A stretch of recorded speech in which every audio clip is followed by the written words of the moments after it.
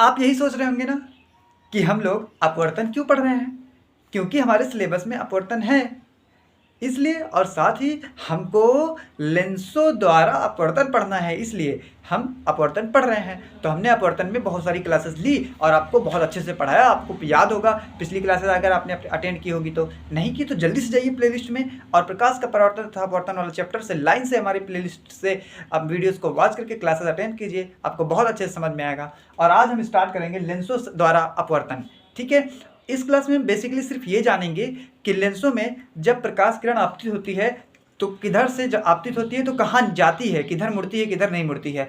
ठीक है, तो जैसे हमने दर्पण में सीखा था वैसे हम लेंसों में भी सीखेंगे कि अपवर्तन कैसे होता है। ठीक है, इसमें अवतल उत्तल लेंस और अवतल लेंस मैंने बना दिया है, तो चलिए इनके बारे में जान लेते हैं। तो welcome to my channel master classes, my name is Talib और आप देख रहे हो मास्टर क्लासेस यूट्यूब चैनल।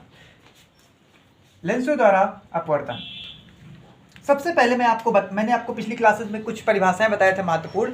वक्रता केंद्र क्या होता है, मुख्य फोकस क्या होता है, प्रकाशिक केंद्र क्या होता है, और भी जो दर्पण द्वारक क्या होता है, ये सारी चीज़ें मैंने पिछली क्लास में आपको परिभाषाएं बता दी थी और आपने नोट भी कर ली होगी। इसमें से मुख्य फोकस की परिभाषा इंपॉर्टेंट थी, ये भी मैंने बताया था। चलो अब मैं बताता हूँ। मैंने कहा था कि ये प्रकाशिक केंद्र है और एक होता है वक्रता केंद्र जिसको मैं C1 से कहता था, और मैंने बताया था कि इधर भी एक होता है C1, क्योंकि ये जो लेंस है वो दो गोलों का भाग है और दो गोलों का भाग तो दो केंद्र हुए, तो इसलिए दो वक्रता केंद्र होते हैं लेंस में।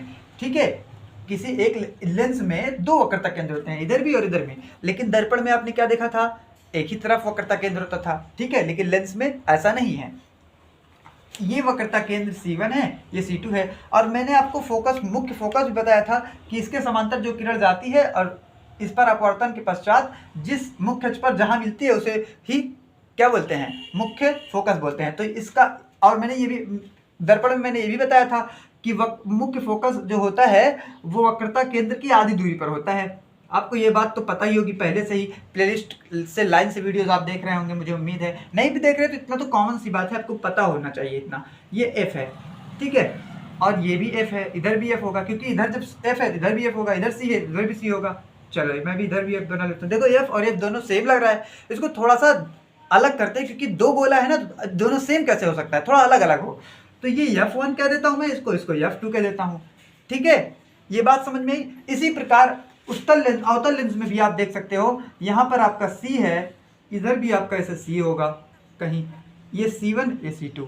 ठीक है, इसे इसमें F होगा यहाँ पे कहीं मुख्य फोकस, यहाँ भी कहीं मुख्य फोकस होगा। इसको F1 कह देता हूँ, इसको F2 कह देता हूँ। अब बात बहुत ध्यान से समझिएगा, आपके एनसीईआरटी में ये C1 नहीं दिया, सॉरी ये C2 रहना चाहिए, ये C2 नहीं दिया है, ना इसको C1 दिया है। F1 और F2 तो ठीक ठाक है, लेकिन मेरी बात को बहुत ध्यान से सुनिएगा, एनसीईआरटी में आपके ये C1 नहीं दिया, बल्कि यहां पर दिया है 2F1। क्यों दिया है बताता हूं। यहां से लेकर यहां तक की दूरी को क्या बोलते हैं, F1 है। ठीक है, ये फोकस दूरी है, इतने को क्या बोलते हैं, फोकस दूरी। और वक्रता त्रिज्या होती है C तक वक्रता त्रिज्या होती है। और आपको पता है फोकस दूरी की दुगनी होती है वक्रता त्रिज्या, मतलब यहाँ पर जो C है वो इसकी दुगनी है। तो मैं F1 का द्विगुना कर दूं, मतलब 2 से गुणा कर दूं F1 में, तो वही बात हो जाएगी, जो C1 है वही F1 कहलाएगा। तो एनसीईआरटी में जैसा दिया है मैं वैसा ही पढ़ाऊंगा आपको। तो इसलिए मैंने पिछली बार ये बात भी बता दी ताकि आपको दोनों पता रहे कि इसको क्या दिया गया है, इसको 2F1 दिया गया है, 2F2 दिया गया, सॉरी 2F2। इसी प्रकार से यहां पर दिया गया है 2F2। क्यों, क्योंकि यहां पर F1 है, दुगना दूरी है तो 2 से गुणा करके F2 लिखेंगे, इसको 2F2। क्लियर बात, अब तो समझ में आ गया होगा आपको। अब बात करते हैं थोड़ी सी आगे। अब मुझे बताना था आपको, अपवर्तन सिखाना था। अपवर्तन हम सीख रहे हैं सिर्फ इसलिए क्योंकि हम लेंसों द्वारा अपवर्तन सीखना है। अलग अलग जगह जब कहाँ कहाँ वस्तु रखें, जैसे हमने दर्पण में सीखा था, लेंस वस्तु को यहाँ रखें तो प्रतिबिंब कहाँ बनेगा, वस्तु को यहाँ रख और पास लाएं तो कहाँ प्रतिबिंब बनेगा। वही सीखने के लिए हम चल रहे हैं। लेकिन इस क्लास में बेसिकली हम सिर्फ ये सीखेंगे कि किरण को कहाँ से आपतित कराएं तो कहाँ जाएगी।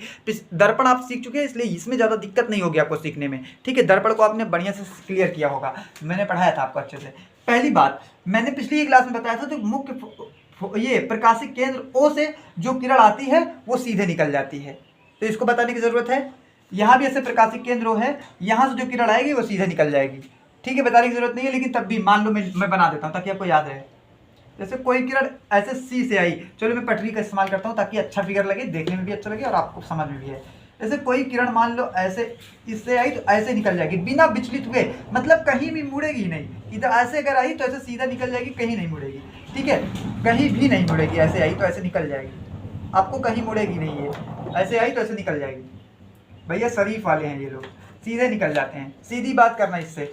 इधर सेम इधर भी ऐसा ही होगा, अवतल लेंस में भी अवतल और उत्तल, या अब में थोड़ा सा कन्फ्यूजन मत करना, एकदम अच्छे से समझना सब कुछ। ऐसे सीधा निकल जाएगी। ठीक है, ऐसे आई और ऐसे ही निकल जाएगी।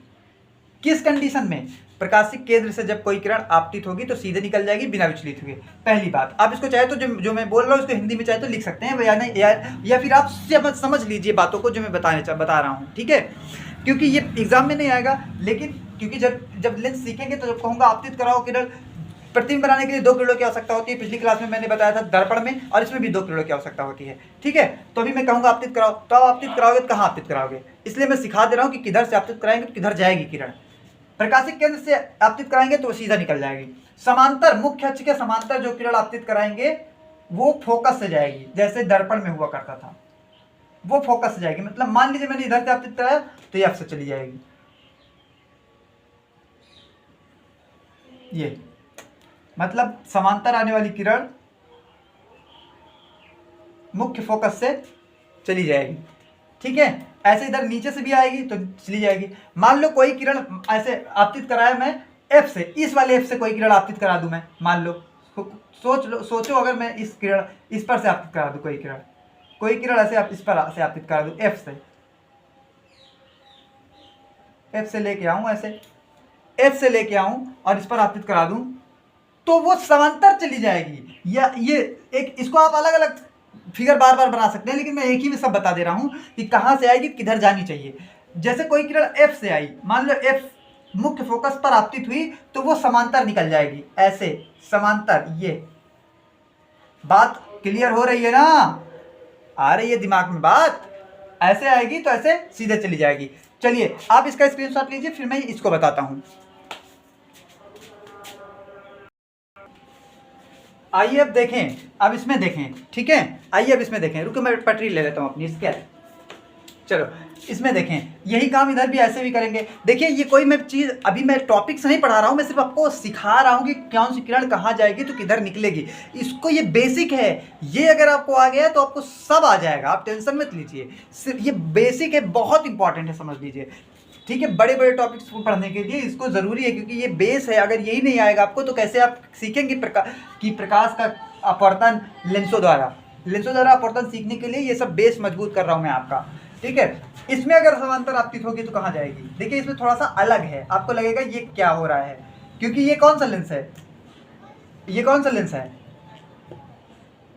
अवतल लेंस है। अवतल लेंस को अपसारी लेंस भी कहते हैं, है ना? मैंने बताया था अपसारी का मतलब होता है फैलाना, और उत्तल लेंस को अभिसारी कहते हैं। अभिसारी का मतलब होता है सिकोड़ना, मतलब इकट्ठा करना।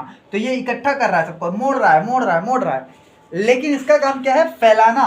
तो ये ऐसे समांतर आने वाली किरण को फैला देगा, इसको इधर नहीं मोड़ेगा बल्कि उधर मोड़ देगा। मतलब ऐसे आ रही थी, इसको इधर मोड़ना नहीं चाहिए, ये इधर नहीं मोड़ेगा बल्कि ऊपर मोड़ देगा, मतलब ये फैला देगा लेंस को। ये क्या करेगा? फैला देगा। इसका काम समझ में आया? ये ऐसे आई थी तो ऐसे निकल जाएगी।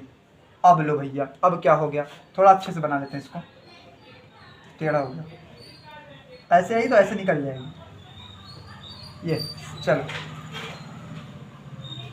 निकल गई। ठीक है, अब आप कहोगे इस तरह से तो ये कभी मिलेगी नहीं, उधर जाके कहीं दूसरी किरण होगी तो उसके साथ कैसे मिलेगी, कहाँ जाएगी, उधर कोई किरण है, कोई किरण जाएगी नहीं, तो अब दूसरी किरण कहाँ से लाओगे। तो इसके लिए हम क्या करते हैं, वो उधर चली जाती है तो हम इसको पीछे बढ़ा लेते हैं, इसको पीछे बढ़ा लेते हैं, क्योंकि ये वास्तविक नहीं बनेगा, इसमें आभासी प्रतिबिंब बनेगा। अभी मैं बताऊंगा कैसे, जब प्रतिबिंब बनाने लगेंगे तो बता देंगे आपको कैसे अभी आभासी हो रहा है। देखिए ये उधर तो जाके मिलेगी नहीं कहीं, तो ये फोकस से, क्योंकि जो समांतर आती है उसे फोकस से जाना चाहिए, लेकिन ये लेंस वैसा है ही नहीं कि मोड़ दे किरण को फैलाने वाला है, तो उधर चली जाएगी। तो इसका मतलब, लेकिन हमको आती हुई प्रतीत होंगी, आभास होगा कि ये फोकस से आ रही है। देखो कैसे आभास होगा, ये ऐसा लगेगा, इस लेंस को ऐसा लगेगा कि वो यहाँ से आ रही है, एफ से आ रही है, ठीक है, वो फैला देगा और देखने में ऐसा लगेगा कि किरण जो है वो मुख्य फोकस से आ रही है। ठीक है, बात समझ में आ रही है? अरे घुस रहा है खोपड़िया में, हाँ बात समझना। दूसरी बात, अगर मान लो एफ से ही आपतित करा दे तो जरा बताना, अगर मान लो मैं एफ से आपतित करा दूं, यही काम मैं एफ से कर दूं कि एफ से जब आपतित करा दूं तो कहाँ जाएगी किरण, जरा बताओ मुझे। अगर मैं एफ से आपतित करा देता हूँ ऐसे, तो वो कहाँ जाएगी, समांतर तो होगी नहीं, समांतर तो होगी नहीं, होगी, लेकिन ऐसा महसूस होगा, आभास होगा कि समांतर हो गई। देखो कैसे, वैसे जरूरत नहीं पड़ेगी ये समांतर, ये वाली कंडीशन जरूरत नहीं पड़ेगी जो अभी बता रहा हूँ, लेकिन फिर भी मैं बता दे रहा हूँ आपको एडवांस, ठीक है, थोड़ा सा ज़्यादा। तो ये ऐसे आपतित करा दूँ मैं, अगर मैंने एफ से आपतित कराई, ये काम नहीं आएगा, मतलब ये आपको सिलेबस में दिखेगा नहीं, कहीं पर काम नहीं आएगा, लेकिन फिर भी आप जान लीजिए, अगर मैं एफ से आपतित कराता हूँ कोई किरण, तो वो समांतर जानी चाहिए, तो निकल तो जाएगी समांतर, लेकिन उसको लगेगा कि ये पीछे से आ रही है कोई किरण, ऐसे बस यही बात है और कुछ नहीं। तो आप इसको ना ही लिखें तब भी अच्छा है, क्योंकि ये ज़रूरत पड़ेगी नहीं इसकी, और ऐसा बुक में शायद है भी नहीं, तो ना लिखे तो ज़्यादा अच्छा है। बस समझ आया? उम्मीद है बहुत अच्छे से समझ में आया होगा ये बात। अगर आपने सीख ली ना, तो अगली क्लास से जब मैं ये पढ़ाऊंगा कि लेंसों से अपवर्तन पढ़ाऊंगा, वस्तु को अनंत पर रखकर, फोकस पर रखकर, सी पर, 2f पर रखकर, सब जगह पे रख के पढ़ाऊंगा ना, तो बहुत मजा आएगा। आपको क्या लगेगा कि बस सब कुछ तो आता है हमको। अब तो आप ऐसे कर लोगे, जैसे दर्पण में, तो वैसे करके देखिएगा, बुक से पढ़ के आपको बहुत अच्छे से समझ में आएगा, वरना मैं तो कराऊंगा ही अगली क्लास में। तो मिलते हैं नेक्स्ट क्लास में। Thanks for watching, all the best.